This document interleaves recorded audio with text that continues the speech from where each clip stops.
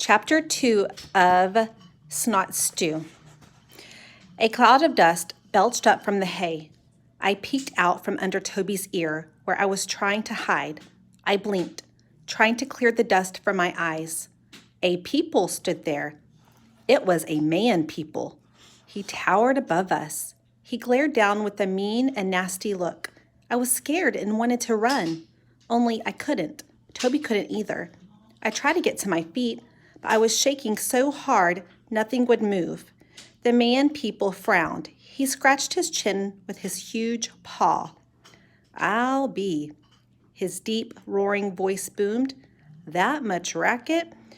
I thought there must be 50 cats under here, not just 2. Then he leaned down. His huge paw reached out and snatched Toby up by the back of the neck. I closed my eyes. I was trembling so hard I thought I was going to get buried in the hay. Then his other big paw grabbed me. He lifted me from my bed where my house used to be. I felt everything go stiff. My arms went out straight. My feet tried to run, but the ground wasn't there. There was nothing but air. I twisted and turned and wiggled. I felt my claws pop out, and I cried and cried. Suddenly, I was looking the man-people square in the eye. He held me by the back of the neck. "You're a feisty little thing." His voice was a roar. It made my ears lie back flat against my neck. I was so scared I wanted to die. I twisted and flopped some more. It didn't do any good. "Oh, Daddy!" Another people squealed. "A kitten! Oh, Daddy, may I see?" "Me too, Daddy. I want to see one too." It was yet another people. There were people things all over the place. Loud, noisy, scary people things everywhere. I stuck my claws out again and was so stiff I thought I was going to break. I scrunched my eyes tight and glared at the man-people with the meanest look I had. "If I could just get my claws into you," I thought. "Just one time, I bet you'd let me go then." The man-people only smiled. Another man-people rushed up beside him. It was a boy, I think. He was smaller than the man. He had blue cloth on his bottom half and red checked cloth on his top half. And his hair was brown, the same brown as the spot next to Toby's tail. "Let me see, Daddy," he squealed.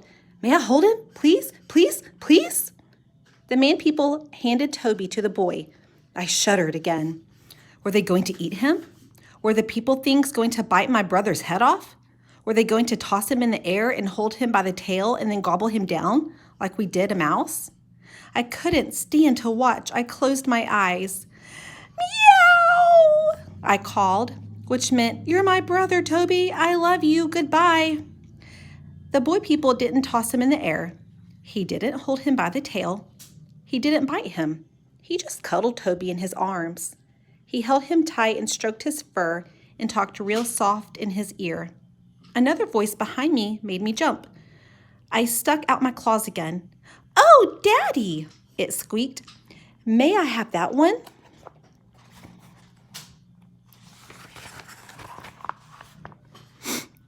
"Please, Daddy. She's so cute. May I, Daddy? Please? Oh, please, please, please." My eyes flashed open. I saw another people right beside me. This people thing was different from the other two.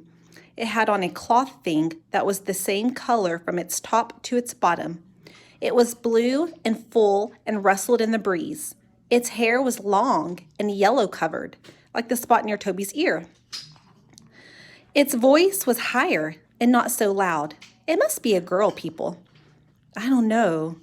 The man people growled in my ear. "This one's not as gentle as the other one. I'm afraid this one's scared." "Darned right I'm scared," I meowed at him. "Just let me get my claws into you and I'll show you how scared." "Tell you what," the man people said.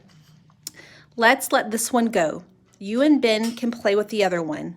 "But Daddy," the girl people whined.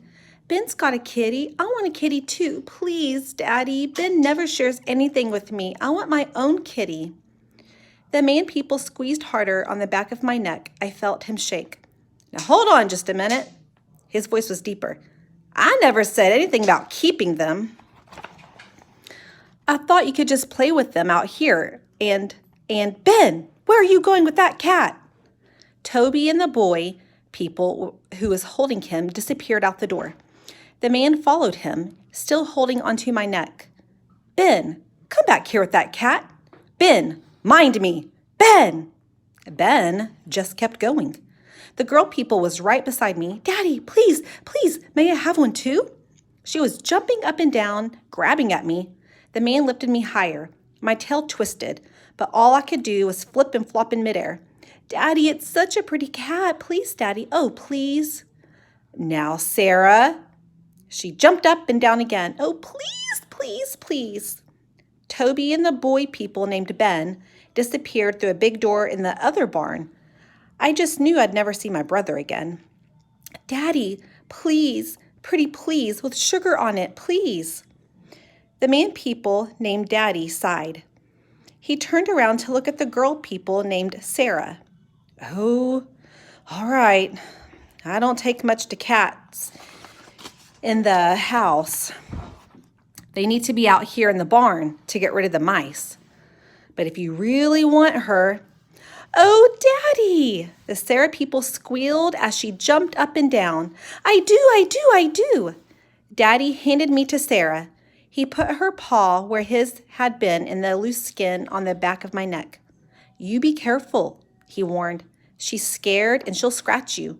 Don't let her get her claws. Sarah, don't let her get near your eyes. Sarah! The girl people wasn't listening to Daddy. She took off running across the big yard with me dangling in the air. She ran across the big open outdoor space between the barns. This is it, I told myself with a loud meow. This is the end of me. They're going to take me into that other barn and eat me.